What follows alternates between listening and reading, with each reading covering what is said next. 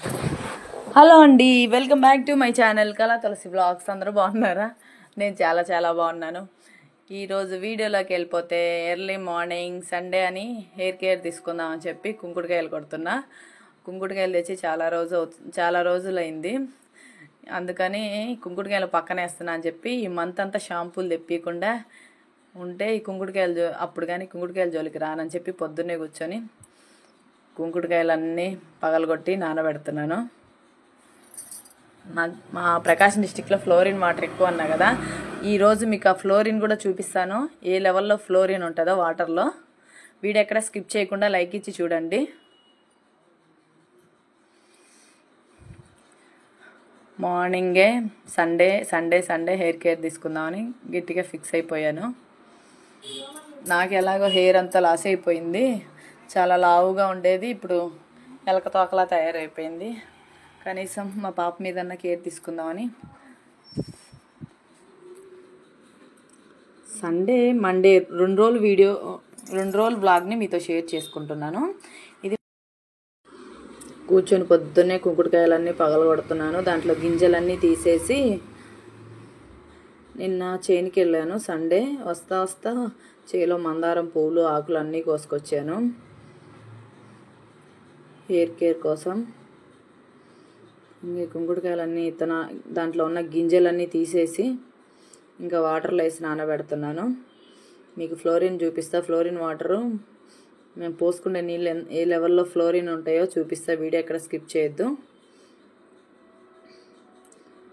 మొన్న మంచినీళ్ళు వస్తున్నాయని 1 వీక్ బ్యాక్ వాటర్ పట్టానండి.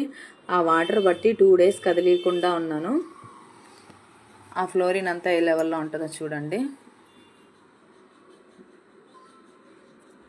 ఇంకా గుండ్రాయి తీసుకొని ఇవి కుంకుడుకాయలన్నీ పగలగొట్టేసి హాట్ వాటర్లో నానబెడదామని. ఇదిగో చూడండి, ఫ్లోరిన్ చూపిస్తా మీకు. ఇదిగోండి ఇది వాటర్ డ్రమ్ములో వాటర్ అండి. వాటర్ పట్టి పెట్టిన తర్వాత 2 రోజులు కదిలీకుండా ఉంటే ఫ్లోరిన్ చూడండి ఏ లెవెల్లో ఉందో. మంచినీళ్ళు అని పట్టిన తర్వాత ఫ్లోరిన్ చూడండి. ఈ ఫ్లోరిన్ నీళ్ళకి అందరికీ కీళ్ళ నొప్పులు వచ్చేసి, మోకాలు నొప్పులు అన్ని నొప్పులు వచ్చేసినాయని చెప్పి నేను హెయిర్ని అంత పట్టించుకోలేదు. మొత్తం హెయిర్ అంతా లాస్ అయిపోయింది. చూడండి ఫ్లోరిన్ ఏ లెవెల్లో ఉందో. అందరికీ కీళ్ళు అరిగిపోతున్నాయి, కిడ్నీల ప్రాబ్లంలు వచ్చేసినాయి, జుట్టే ముందులే అని వదిలేశాను. ఇప్పుడు ఇదంతా ఫ్లోరినే. మొత్తం చూడండి ఏ లెవెల్లో ఎట్లా ఉందో. అంటలు కట్టేసి ఉన్నాయి. ఇలాంటి నీళ్లు మేము వాడుకునేది. ఇంక ఈ నీళ్ళతో తలస్నానం చేస్తే ఇంకా జుట్టు ఏముంటుంది. ఫ్లోరిన్ చూడండి, ఇదంతా ఫ్లోరినే. ఈ నీళ్లు పోసుకొని జుట్టు అంతా ఊడిపోతుంది. అందరికీ కీళ్ళ నొప్పులు వచ్చినాయి, నాదేముందులే జుట్టే అని వదిలేసాక చూడండి ఏ లెవెల్లో ఉందో నీళ్ళల్లో. ఈ లోపల మా హస్బెండ్ వచ్చారండి, నాన్ వెజ్ తీసుకొని వచ్చారు.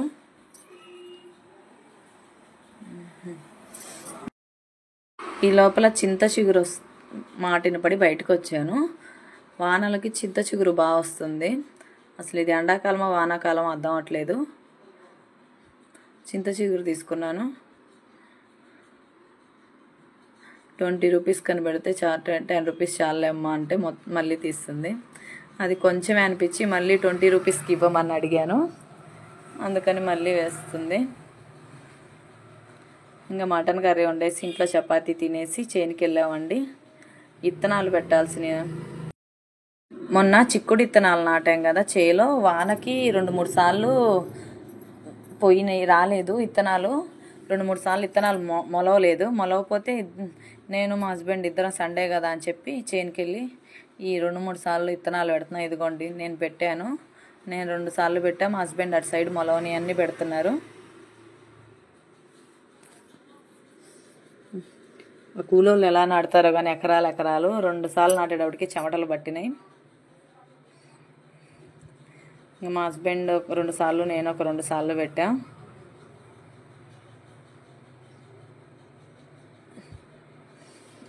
చిక్కుడు పెట్టాం కదా, అవి ఎక్కడక్కడ మొలవలేదు. ఎండలకి వానలకి ఇంకా నేను కాసేపు నాటేసి గట్టు మీదకి వెళ్ళిపోయాను. మధ్యలో మొక్కజొన్న అన్నీ మొలిసినాయి. ఇదిగోండి ఇక్కడ మొలవలేదని ఇక్కడ నాటుతున్నాము.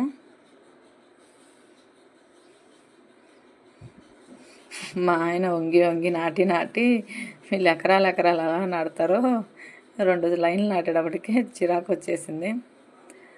చెమటలు కారినాయి. నేను 2 సార్లు నాటాను. చెమటలు పట్టినాయి. ఎండలేదు కానీ వాతావరణం క్లైమేట్ ఇంకా అలా 2 సార్లు నాటేసి నేను గట్టికి వెళ్ళిపోయాను. మా హస్బెండ్ ఏం నాటి మధ్యలో మొక్కజొన్న అన్నీ మొలిస్తే అవన్నీ పీకుతున్నారు.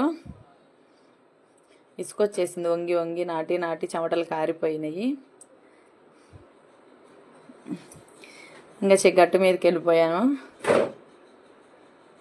చూడండి నాటి గోర్లల్లో మట్టి, చేతులకి మట్టి అంతా గుచ్చి వానపడి అంతా గట్టిగా అయిపోయింది. గుచ్చి ఆ మట్టి అంతా ఇరుక్కుపోయింది చేతుల్లో. ఇంకా మా హస్బెండ్ అలా ఓపిక్గా నాడుతుంటే నేను గట్టు మీదకి వెళ్ళిపోయాను. షెడ్ దగ్గరికి వెళ్ళిపోయి కూర్చున్నాను. ఇక్కడ గులాబీ పూలు కాస్తే గులాబీ పూలు అన్నీ కోస్తున్నాను. ఇదిగోండి మా హస్బెండ్ అక్కడ పిచ్చి మొక్కలన్నీ పీకుతున్నారు. చేను కోసం మాత్రం ఖాళీగా ఉండరు. మా ఆయన ఏదో ఒకటి చేస్తూనే ఉంటాడు. పెట్రోల్ డబ్బుల కన్నా రావాలి కదా వచ్చినందుకని చేస్తూ ఉంటాడు. ఇంకా వెళ్ళి పొగాకు చూడడానికి వెళ్ళామండి. వానలకి పొగాకంతా పాడైంది. మా ఆయన 18 సంవత్సరాలు కట్టిన LIC డబ్బులు తెచ్చి ఈ పొగాకు మీద పెట్టాడు. 1,40,000 పొగాకు మీద పెడితే ఈ వానలకి పొగాకుకి చాలా ఇబ్బంది అయిపోయి నల్లగా అయిపోయింది ఆకు. ఇక్కడ మండలు తొక్కేది మా పొగాకు కాదు, ఇది వేరే వాళ్ళది. మా పొగాకు పరిస్థితి చూడండి వానలకి ఎలా అయిపోయిందో. ఘోరంగా తడిచిపోయి నల్లగా అయిపోయి ఆకు అలా ఆరేసాము. చాలా ఆకు కలర్ చేంజ్ అయిపోయింది. వానలకి తడిచిన పొగాకు అంతా ఇక్కడ ఆరబెట్టాము. కలర్ చూడండి. మా ఆయనకి ఇది చూసి దిగులు పట్టుకుంది. అసలు ఇది వానాకాలం కంటే ఎక్కువ పడుతున్నాయి వానలు, మే నెల ఏంటి వానలు పడ్డం ఏంటి అని అసలు దిగులుతో ఉన్నాడు మా హస్బెండ్. అంటే చాలా పెట్టుబడి పెట్టాడు దీని మీద. ఎందుకంటే ఇది తమ్ముడిది పొలం గుత్తగా తీసుకొని చేసేది కాబట్టి లాస్ట్ 2 నెలలు ఖాళీగా ఉంటాం ఎందుకని అలా పెట్టుబడి పెట్టాడు. ఇదంతా ఇట్లా అయిపోయిందని దిగులుతో అలా కూర్చొని మాట్లాడుతున్నారు. ఇంకా ఇక్కడ కాసేపు అలా కూర్చొని బాధపడుతున్నాడు మా హస్బెండ్. వాన ఏంటో అకాల వర్షాలు, ఎండాకాలం వానలు పట్టుకున్నాయి. ఇక్కడ కుక్క పిల్లలు పెద్ద అయిపోయినాయి. చిన్నగా ఉండేవి మేము పొగాకు వేసినప్పుడు, ఇవి పెద్ద అయిపోయినాయి. అందరినీ పలకరించి అలా కాసేపు కూర్చొని పొగాకుని చూసి బాధ అని ఇంకా ఇంటికి బయలుదేరుతున్నాం. వానలు పడి రోడ్లన్నీ వరస్ట్గా ఉన్నాయి. మళ్ళీ మా చేనుకి వెళ్ళి పూలన్నీ కోసుకోవడానికని కూలీలు మాత్రం పొగాకు కాస్ట్ ఎక్కువ ఉంది. ఈ వానలు చూస్తేనేమో అంతా పాడు చేయడానికి ఇలా వానలు స్టార్ట్ అయినాయి. ఊరుకున్నా బాగుండే దీని మీద పెట్టకుండా అని అంటున్నారు మా హస్బెండ్.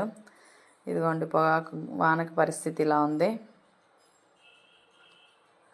చాలా పెట్టుబడి పెట్టి వీటిని చూసిన తర్వాత ఇలా అయిపోతే బాధ. ఇంకా మళ్ళీ మా షెడ్ దగ్గరికి వచ్చేసాం. చూడండి కుక్కల విశ్వాసం. మమ్మల్ని చూస్తే అక్కడి నుంచి అక్కడ 1 కిలోమీటర్ నుంచి అక్కడ ఉంటాయి ఇవి, కానీ మమ్మల్ని చూస్తే ఒక ముద్ద పెట్టినందుకు విశ్వాసం. మళ్ళీ మేము వచ్చినప్పుడల్లా వస్తాయి. ఈ చెట్టు మందారం చెట్టు వైట్ది అయితే ఇక్కడే ఈ పువ్వు ఏంటో పింక్ కలర్లో పూసింది. ఇదేం విచిత్రమో చూడండి. కాబట్టి మొదల దగ్గర నుంచి చూపిస్తే అన్ని మందార పూలన్నీ వైట్ కలర్లో ఉన్నాయి. కానీ ఒక్క కొమ్మకి ఏంటి ఇది పింక్ పువ్వు వచ్చింది. ఇది వేసి చెట్టు 3 సంవత్సరాలు అవుతుంది, కానీ ఎప్పుడు ఈ పింక్ ఫ్లవర్ రాలేదు. చెట్టు మొత్తం చూడండి, మీరు అబ్జర్వ్ చేయండి, మొత్తం వైట్ ఫ్లవర్స్ ఉన్నాయి. కానీ ఈ కొమ్మ ఒక్కదానికి ఏంటో పింక్ పువ్వు వచ్చింది. ఇంకా నేను మా హస్బెండ్ మా బాబు ముగ్గురం కలిసి ఇంకా బయలుదేరుతున్నాం. వానలు పడి రోడ్డు అంతా వరస్ట్గా ఉందని బండి చాలా దూరాన పెట్టాము. ఈ రోడ్లన్నీ గుంతలు అని చెప్పి మా చేను దగ్గర నుంచి బయలుదేరాం. చూడండి రోడ్లు ఎంత వరస్ట్గా ఉన్నాయో వానలు పడి. ఇంకా బండి అంతా బుడదంతా చిక్కుంటుందని చెప్పి అక్కడ రోడ్డు దగ్గర పెట్టాము. ఈ వానకు అలాగే నడుచుకుంటా ఆదివారం కదా, పార్లర్కి కొంచెం సెలవు ఇచ్చి కొంచెం చేను చూసి 10 రోజులు అవుతుందని చేనుకి వచ్చాను. వానలు పడి రోడ్డు చూడండి ఎలా ఉందో. ఇంకా పొగాకుని చూసి కాసేపు బాధపడి, కష్టానికి తగ్గ ఫలితం రాకపోతే బాధ కదా. అంత పెట్టుబడి పెట్టి 18 సంవత్సరాలు కట్టిన ఎల్ఐసి డబ్బులు తీసుకొచ్చి అక్కడ పెట్టారు.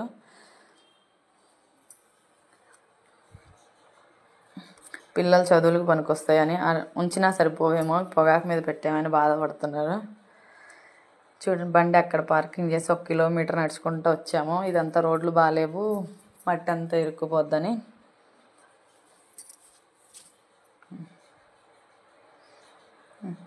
ఇంకా వచ్చిన తర్వాత నెక్స్ట్ డే రోజు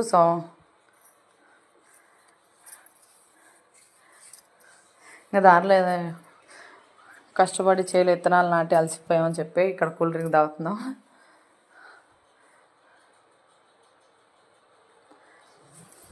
ఆ కూల్ డ్రింక్ తాగి ఇంటికి బయలుదేరాం. ఇంటికి బయలుదేరి ఇప్పుడు వంట చేయాలి. టైం 2 అయిపోయింది. ఇంటికి వెళ్ళిన తర్వాత మా హస్బెండ్ మటన్ తెచ్చారు. పొద్దున చపాతీ మటన్ వండాను. ఇప్పుడు వెళ్ళి కర్రీ వండి వైట్ రైస్ వండాలి. ఇంటికి వచ్చేసి ఇంకా వైట్ రైసు, ఇది మండే ఎర్లీ మార్నింగ్ అండి. కుంకుడుకాయలు చేలోంచి మందార ఆకులు తెచ్చాను కదా, ఒక పొయ్యి మీద పప్పు పెట్టాను, ఒక పొయ్యి మీద వైట్ రైస్. ఇంట్లో పూజ అయిపోయింది. ఆకుకూర తీసుకున్నాను. శివాలయంలో ఆవు ఉంటుందండి, ఆవు కోసం ఆకుకూర తీసుకొని వెళ్తాను. బియ్యం తీసుకెళ్తా, అప్పుడప్పుడు ఆకుకూర తీసుకెళ్తా. ఇంకా నేను మా ఆయన కలిసి ప్రతి సోమవారం నాకు శివాలయానికి వెళ్ళే అలవాటు ఉంది. తుఫాను వాన పడతా ఉంది. వాన పొద్దున్న నుంచి కంటిన్యూగా పడతానే ఉంది. అయినా సరే వాన వచ్చినా వరద వచ్చినా మాత్రం నేను శివాలయానికి వెళ్ళటం మాత్రం మానను. ఈరోజు మా హస్బెండ్ కూడా కలిసి వస్తున్నారు నాతో. ఇంకా ఆకుకూర తీసుకొని, ఆవు కోసం అండి ఈ ఆకుకూర. ఇంకా వెళ్ళే దారిలో ఆవు పాల ప్యాకెట్ తీసుకోవాలి. ఆ కుంకుడుకాయలతో తలస్నానం చేశాను. 1 మంత్ నుంచి షాంపూలు కూడా తేవట్లేదు ఇంట్లో. కుంకుడుకాయలు గట్టిగా పోసుకోవాలని ఫిక్స్ అయిపోయా. ఇంకా వెళ్ళే దారిలో వాన పడతానే ఉంది. గొడుగులు తీసుకెళ్దాం అంటే మా హస్బెండ్ తీసుకెళ్ళి చెక్ పోస్ట్లో పెట్టుకున్నారు గొడుగు. ఇదిగోండి, వాన నాన్ స్టాప్గా తుప్పర పడతానే ఉంది. శివాలయానికి వెళ్తే సోమవారం నా మైండ్ అంతా పీస్ఫుల్గా ఉంటుంది. ఎన్ని పనులున్నా సరే ప్రతి సోమవారం శివాలయానికి వెళ్తాను. అప్పుడే నాకు మనశ్శాంతి. ఇంకా శివాలయం దగ్గరకు వచ్చేసాం.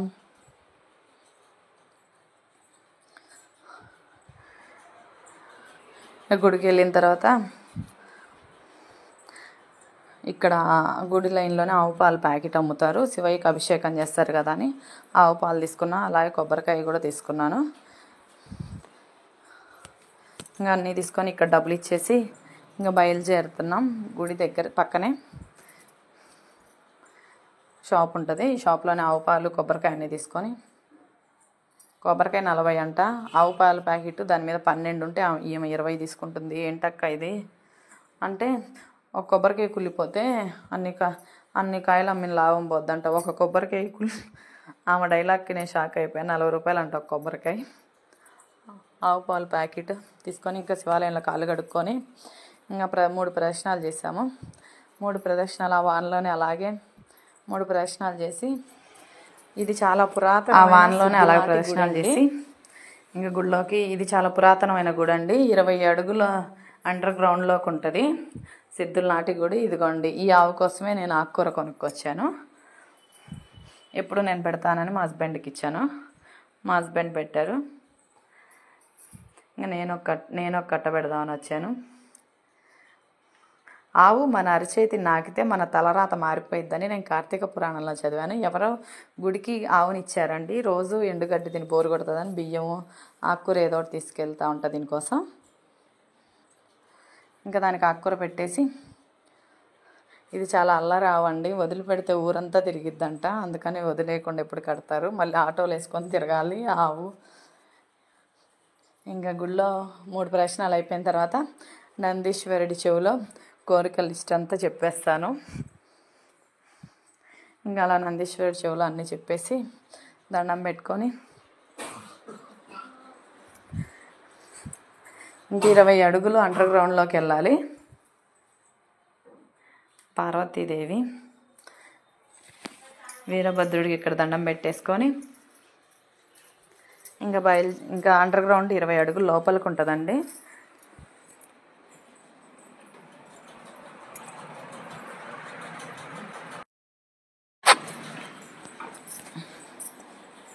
ఇంకా వినాయకుడికి దండం పెట్టుకొని ఇక్కడ మా హస్బెండ్ వస్తే మాత్రం ప్రతి దేవుడు ఇక్కడ అన్ని విగ్రహాలు తాకి నమస్కారం చేసుకుంటారు.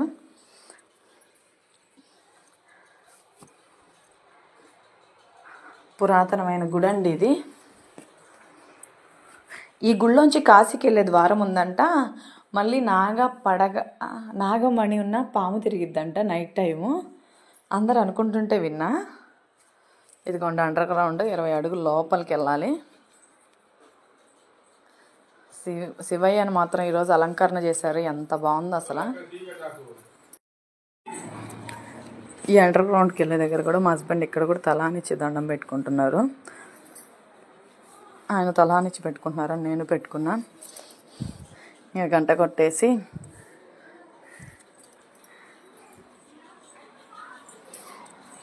అండర్ గ్రౌండ్లోకి వెళ్ళాలి.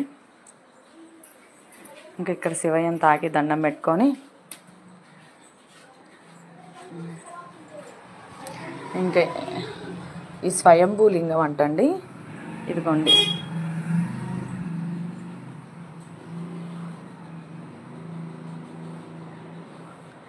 ఇది అసలైన శివలింగం. శ్రీ పాతాళ నాగేశ్వర పంతులు గారు మమ్మల్ని చూసి మంగళహారతి ఇవ్వడానికి వచ్చారండి. ఇదిగోండి ఆ లైట్ల మధ్యలో, దీపాల మధ్యలో శివయ్య కలకల అంటున్నారు. అభిషేకం అయిపోయి అలంకరణ చేశారు. అలాగే చూస్తే ఒక 5 minutes నేను మా ఆయన ఎదురుగా కూర్చొని అలాగే చూస్తూ ఉన్నాము.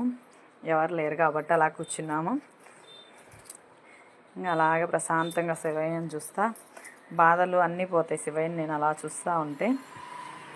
ఇంకా మా హస్బెండ్ అదిగోండి ప్రశాంత కళ్ళు మూసుకొని జపం ఇక్కడ దండం పెట్టుకుంటున్నారు శివయ్యకి ఎదురుగా. 5 minutes తర్వాత పంతులు గారు వచ్చారు. మీరు కూడా చూసేయండి శివయ్యని.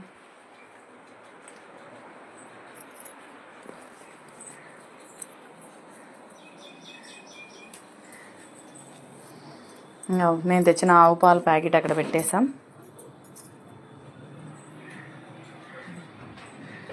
పంతులు గారిని అక్కడ అభిషేకం చేసిన నీళ్ళు ఆ మూల కొంచెం నిలబడి ఉంటాయండి, అవి చల్లమని అడుగుతున్న పంతులు గారిని. ఇక్కడ దేవుడి విషయంలో మాత్రం నేను కొంచెం మొండిగానే ఉంటాను, అడిగి మరీ చల్లించుకుంటాను.